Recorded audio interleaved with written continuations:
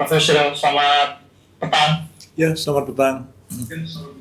Baik, Profesor, terima kasih telah meluangkan waktu bergabung bersama kami di Berita Satu Utama. Saya langsung saja, Prof. Berkaitan dengan sebelum kita membahas lebih jauh tentang tim investigasi independen yang tengah lagi dibahas begitu ya, apa saja yang disampaikan oleh Presiden Prabowo Subianto terkait aspirasi tokoh gerakan nurani bangsa pada saat pertemuan pada Kamis kemarin? Kemarin dalam pertemuan itu kita menyimak apa yang disampaikan oleh Pak Lukman Saifuddin. Salah satu aspirasi yang beliau sampaikan dalam pertemuan itu adalah pembentukan tim independen atau tim gabungan pencari fakta terhadap perhara istilah beliau itu yang terjadi pada akhir Agustus yang lalu, dan Pak Presiden menanggapi bahwa ide yang dikemukakan itu adalah satu ide yang masuk akal, bagus dan perlu untuk dipertimbangkan. Seperti itulah jawaban Bapak Presiden, dan karena Bapak Presiden sudah merespon hal ini baik di kesempatan sebelumnya maupun juga pada kesempatan kemarin bertemu dengan delegasi dari beberapa tokoh yang menyebut mereka sebagai tim aspirasi bangsa begitulah. Ya, pertemuan itu sudah sangat kondusif, sangat baik ya, saling mendengar penjelasan dan aspirasi dari pihak yang menyampaikan maupun juga Pak Presiden memberikan satu tanggapan positif. Nah, saya sendiri sebelumnya juga ditanya mengenai pembentukan tim itu, dan saya mengatakan kalau pembentukan tim itu masih memerlukan waktu, dan sementara kami memang harus bekerja di lapangan.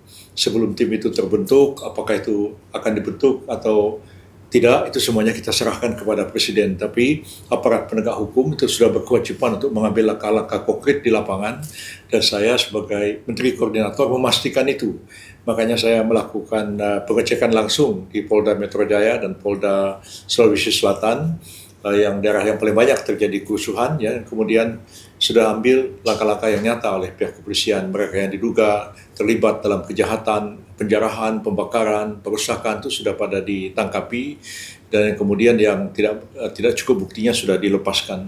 Bahwa nanti Pak Presiden setelah merespon pertemuan dengan tokoh-tokoh kemarin itu, bahwa beliau memutuskan akan membentuk tim, itu sama-sama kita tunggu apa langkah yang akan diputuskan oleh Bapak Presiden. Tapi sampai hari ini, sampai Pak Presiden meninggalkan tanah air berangkat ke Qatar hari ini, belum ada perintah atau arahan dari Bapak Presiden untuk mengambil langkah-langkah pemerintah dan seluruh jajaran pemerintah untuk membentuk tim yang diusulkan oleh Pak Lukman Saifuddin itu. Prof, artinya Komisi Investigasi Independen ini telah disetujui oleh Presiden dan akan langsung ditindaklanjuti, begitu ya? Saya tidak bisa menafsirkan disetujui atau tidak disetujui. Tadi saya sudah mengatakan bahwa Pak Lukman Saifuddin mengatakan mengusulkan pembentukan tim itu, dan Pak Presiden mengatakan bahwa usul itu, saran itu adalah saran yang masuk akal, bagus, ide yang baik, dan perlu kita pertimbangkan. Nah, tentu kita menunggu apa langkah dari Bapak Presiden selanjutnya. Jadi kalau saya sendiri ditanya, saya tidak sampai berani menyimpulkan apakah beliau memang sudah memutuskan akan membentuk tim itu atau tidak. Lebih baik kita tunggu langkah selanjutnya dari beliau setelah mendengar masukan-masukan yang disampaikan oleh Pak Lukman Saifuddin kemarin itu. Yusuf, apakah Anda masih di pendapat Anda di awal bahwa pembentukan tim investigasi membutuhkan waktu yang lama begitu sehingga kemudian untuk mengungkap fakta-fakta? Ya memang, kalau membentuk tim kan memang perlu waktu. Ya sampai sekarang juga timnya kan belum terbentuk. Sementara kan di lapangan kita tidak bisa membiarkan pelaku-pelaku itu kemudian menghilangkan barang bukti atau pelaku-pelakunya lari. Dan kita sudah mengambil satu langkah hukum yang pasti di lapangan. Dan itu pun sejalan juga dengan arahan dari Bapak Presiden agar aparatur penegak hukum mengambil satu langkah-langkah penegakan hukum yang tegas. Dan itu kita lakukan. Jadi kita tidak menunggu terbentuknya tim yang diusulkan Pak Lukman itu baru kita bertindak. Kita bertindak lebih dulu. Bahwa nanti kalau sekiranya Presiden memutuskan akan membentuk tim itu dan memerintahkan supaya kita membentuk, kita patuh kepada beliau dan kita akan laksanakan pembentukan itu. Tentu akan dicari sinkronisasi dari apa yang sudah dikumpulkan oleh aparat penegak hukum, bukti-bukti yang dikumpulkan di lapangan, mereka yang ditahan, mereka yang kemudian sudah dilakukan pemeriksaan, dan itu nanti bagaimana tim ini akan bekerja saling sinkronisasi antara satu dengan yang lain. Saya kira tidak tabrakan kalau sekiranya tim itu dibentuk, tapi tidak bisa kita tidak berbuat apa-apa menunggu tim dibentuk, sementara di lapangan itu sudah pelaku-pelakunya sudah harus diambil satu langkah hukum yang tegas. Prof. Yusril, apakah ada mendapat informasi juga mengapa tim Gerakan Nurani Bangsa ini mendorong pembentukan komisi investigasi independen ini? Apakah ada ketidakpercayaan terhadap aparat penegak hukum yang sedang bekerja atau seperti apa? Saya tidak bisa menangkap apa yang ada dalam hati orang. Saya hanya mendengar apa yang diucapkan secara lisan oleh Pak Lukman Saifuddin. Kalau apa yang ada di dalam hati beliau, ya mungkin lebih baik ditanyakan langsung kepada beliau. Saya nggak bisa membaca pikiran orang sampai sejauh itu. Menyebutkan bahwa sebaiknya komisi independen ini tidak perlu dibentuk karena negara tidak abai untuk kemudian melakukan investigasi terhadap apa yang sedang terjadi. Bagaimana penjelasan? Saya tidak mengatakan tidak perlu dibentuk. Saya mengatakan tim itu kalau mau dibentuk itu perlu waktu. Sementara kita harus bertindak di lapangan. Apakah kita memang harus menunggu tim ini terbentuk, kita biarin para pelakunya lari, barang buktinya dihilangkan? Kan tidak mungkin. Negara kan harus mengambil satu langkah yang konkret ketika menghadapi suatu peristiwa yang terjadi di lapangan. Jadi kalau misalnya tim mau dibentuk sekarang, ya kita patuh kepada keputusan Bapak Presiden. Kalau Bapak Presiden mengatakan dibentuk, ya kita bentuk timnya itu. Tapi kalau timnya itu belum dibentuk, jangan juga kita abai tidak melakukan sesuatu. Itu pikiran saya seperti itu. Baik, Prof. Yusril, apa yang dibentuk? Apa kita bisa menjamin transparansi dilakukan dalam penelusuran bahwa ada banyak hal-hal yang perlu diungkap begitu ya, tidak hanya yang mungkin dalam tanda kutip banyak kemudian mempertanyakan barangkali ada keterlibatan aparat penegak hukum sendiri dalam kerusuhan yang terjadi kemarin. Kita belum tahu bagaimana bisa memastikan akan transparan bisa dilakukan tanpa misalnya komisi investigasi independen, Prof. Ya, kalau sekarang kita sudah mengambil langkah-langkah yang transparan seperti itu, dan saya sudah melakukan pengecekan di lapangan, dan saya kira terbuka, semua wartawan juga hadir, teman-teman juga masuk ke dalam dan bisa mengambil gambar-gambar, ya, tidak ada sesuatu yang ditutup-tutupi, dan prosesnya berlangsung secara transparan. Begitu juga ketika aparat kepolisian bertindak terhadap 7 anggota BRIMOB yang disangka melakukan suatu kesalahan, ketidakprofesionalan mengakibatkan meninggalnya almarhum Afan. Dan itu ketika dilakukan langkah hukum, itu semua dilibatkan. Komnas dilibatkan, Komisi Pelindungan Saksi dan Korban dilibatkan, begitu juga komisi-komisi yang lain ya terkait dengan proses penyidikan dan penyelidikan yang sedang berlangsung sekarang. Jadi proses keterbukaan itu tidak pernah dilanggar dan tidak ada wartawan yang kemudian tidak boleh mengakses berita atau seperti itu, nggak terjadi. Proses penegakan hukum ini berlaku secara transparan. Tapi kalau misalnya mau dibentuk satu tim yang penyidik yang independen, saya setuju saja. Kalau Pak Presiden sudah mengambil keputusan seperti itu, ya kita semua patuh kepada beliau dan kita akan laksanakan. Tapi sampai hari ini, ya belum ada perintah beliau untuk membentuk komisi independen itu. Dan seperti saya katakan, kita kalau tidak ada perintah seperti itu, apa kita harus diam, tidak mengambil satu langkah konkret di lapangan? Kita salah juga kalau tidak mengambil satu langkah hukum yang pasti di lapangan, menindak kasus-kasus yang sudah terjadi sekarang. Baik, jadi Presiden Prabowo Subianto masih sebatas menyebut ini ide yang masuk akal, begitu ya, Prof? Ya, ini masuk akal, ide yang baik, ya kita pertimbangkan. Ya, bahwa saya tidak dapat menyimpulkan apa sebenarnya yang dimaksud oleh beliau ya. Pak Lukman sih berani menyimpulkan Presiden sudah setuju, tapi kalau saya belum berani. Dan makanya saya tunggu apakah hari ini Pak Presiden sebelum berangkat ke luar negeri memerintahkan kami di pemerintahan supaya segera membentuk tim ini. Tapi sampai beliau berangkat tadi saya belum menerima arahan tentang itu, sehingga kami juga tidak mengambil satu langkah yang harusnya kami lakukan. Jadi kami masih menunggu arahan Presiden. Kalau Pak Presiden memerintahkan dibentuk, ya kita segera bentuk. Baik, Prof. Yusril, jika nanti kemudian katakanlah dapat arahan langsung dari Presiden Prabowo Subianto, menurut hemat Anda, Prof, pihak-pihak mana saja yang sebaiknya dilibatkan dalam komisi independen ini? Ya kan nanti tentu akan dibentuk tim seleksi lebih dulu. Maka itu yang saya bilang panjang tadi. Ya, untuk menentukan siapa aja yang layak menjadi anggota tim pencari fakta atau pengumpul fakta ini, itu kan mesti ada tim dulu. Ya, sama juga ya. Sekarang misalnya lembaga yang sudah pasti ada, misalnya KPK. Kan dulu dipilih dulu, ada tim seleksi calon-calon komisioner KPK. Itu kan menyeleksi orang, itu memerlukan waktu. Itu yang saya katakan kemarin-kemarin itu. Jadi kalau mau membentuk tim ini perlu waktu. Sementara di lapangan kita tidak bisa membiarkan apa yang sudah terjadi. Kita harus ambil satu langkah yang konkret. Jadi kalau memang Presiden memerintahkan dibentuk tim ini, kami segera akan membentuk tim seleksi, segera. Pasti Sekretariat Negara akan menyiapkan itu.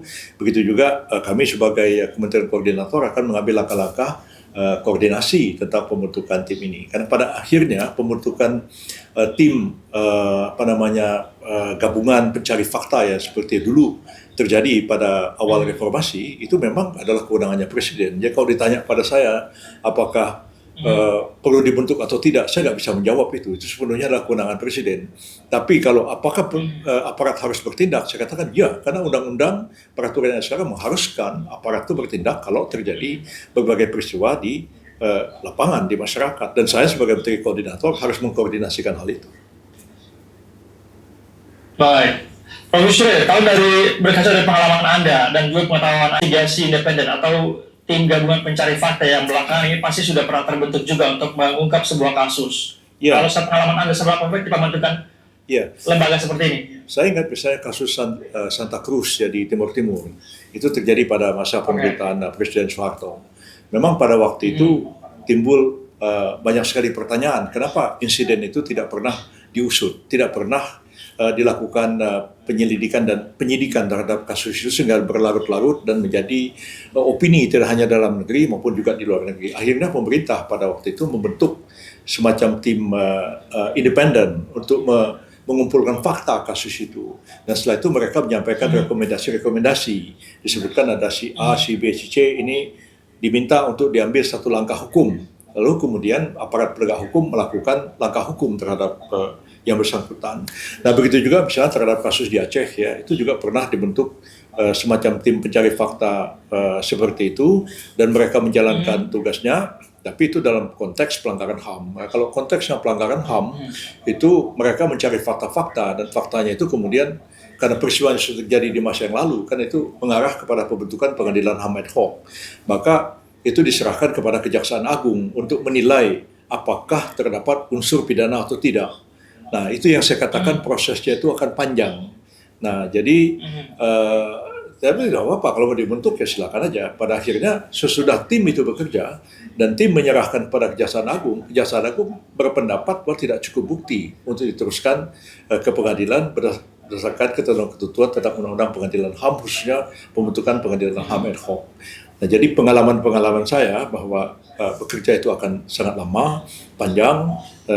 Tentu kita harus mengambil satu langkah konkret ya. Siapa pelakunya? Ini kan di Jakarta misalnya, ketika terjadi kerusuhan antara akhir Agustus yang lalu, mereka yang ditahan oleh polisi itu 1.400 orang. Begitu banyak tuh yang ditahan, tapi berapa hari kemudian tinggal 500. Dan kemudian diseleksi lagi. Nah, ketika saya melakukan pengecekan ke Polda Metro Jaya, berapa hari yang lalu itu tinggal 68 orang. Dan 68 orang itu yang dirasakan cukup alat bukti permulaan, mereka itu diteruskan kasusnya. Itu bagaimana? Ya harus ada restoratif justice, jangan anak dikembalikan ke orang tua dan sebagainya. Langkah itu lebih konkret. Nah, kalau dibandingkan dulu misalnya kita membentuk tim pencari fakta, karena memang pemerintah itu tidak melakukan sesuatu. Kan kita tahu di Aceh kan tidak pernah ada satu investigasi terhadap pelanggaran HAM selama DOM di Aceh. Begitu juga kasus Santa Cruz. Nah, sekarang ini kan sudah langkah-langkah konkret dilakukan. Tapi kalau misalnya ada aspirasi seperti itu untuk membentuk tim independen, saya menghormati aspirasi seperti yang sudah disampaikan ke Pak Presiden, dan terakhir saya mendengar langsung dari Pak Lukman Saifuddin menyampaikan gagasan itu, dan Pak Prabowo menanggapi ya, beliau mengatakan ya itu sangat rasional, sangat masuk akal, ya perlu ide bagus, perlu dipertimbangkan. Cuma saya tidak seberani Pak Lukman menyimpulkan Pak Presiden sudah setuju. Nah itu saya tidak seberani itu. Kalau Pak Lukman seberani itu ya Anda bisa tanya Pak Lukman sendiri, jangan ditanya kepada saya. Nah saya sebagai menteri tentu saya tunggu. Kalau memang Pak Presiden sudah setuju, tentu beliau akan memerintahkan kita para menteri bentuk timnya. Kita akan bentuk. Ya. Kalau sekarang kita mengambil langkah pembentukan, tanya mana perintah Presiden? Katakan bahwa yang sudah secara cepat begitu. Kepentingan. Ya. Bagaimana Anda merespon ini, Prof? Ya, gimana? Tidak kedengaran saya bagaimana? Baik. Banyak kemudian aspirasi publik, Prof, yang mengatakan bahwa kenapa kemudian komisi investigasi banyak yang meragukan transparansi pengungkapan kasus, mengungkap siapa dalang di balik kerusuhan demonstrasi di akhir Agustus kemarin. Ya, itu Bagaimana bagus respon Anda, juga. Prof? Ya, kalau aparat penegak hukum kan sebenarnya mereka mengumpulkan fakta-fakta dan melakukan apa namanya pertanyaan-pertanyaan ya, questioning kepada mereka itu ya di apa namanya dalam penyidikan untuk juga mencari sebenarnya siapa yang menjadi aktor intelektual di balik ini, siapa penyandang dana di balik ini, bahwa mungkin jangkauan dari kepolisian sebagai penyidik itu tidak sampai lari ke politik misalnya ya, siapa yang dalam politiknya, siapa dalam apa di luar negeri segala macam. Bagus juga kalau dibentuk tim independen itu untuk melangkah lebih jauh, menyelidiki misalnya fokus ya. Fokus bukan lagi menangani siapa yang menggebuki tukang apa namanya ojek di Makassar sampai meninggal ya. Siapa yang melakukan penjarahan, siapa yang membakar. Nah, kalau itu kan sudah lebih konkret ditangani oleh polisi. Kalau tim independen ini akan bekerja menyelidiki lebih jauh daripada itu untuk mengungkapkan sebenarnya siapa dalang semua ini, di balik semua ini, siapa penyandang dananya, apa yang mereka lakukan di dalam atau di luar negeri, apa rencana mereka. Saya salut dengan tim itu dan memang lebih baik tim itu dibentuk kalau tugasnya seperti itu. Dan nanti kita akan lihat hasilnya. Kalau timnya itu bekerja bagus, syukur alhamdulillah. Nah, kita harapkan jangan pula tim dibentuk tapi hasilnya mengecewakan kita semua. Baik, Prof. Kita akan tunggu seperti apa kemudian arahan dari Presiden Prabowo Subianto, begitu ya. Terima kasih atas penampilan Anda, Profesor Yusril Iza Mahendra, Menteri Koordinator Hukum, HAM, Imigrasi, dan Pemasyarakatan Republik Indonesia. Terima kasih, Prof. Ya, sama-sama. Terima kasih banyak.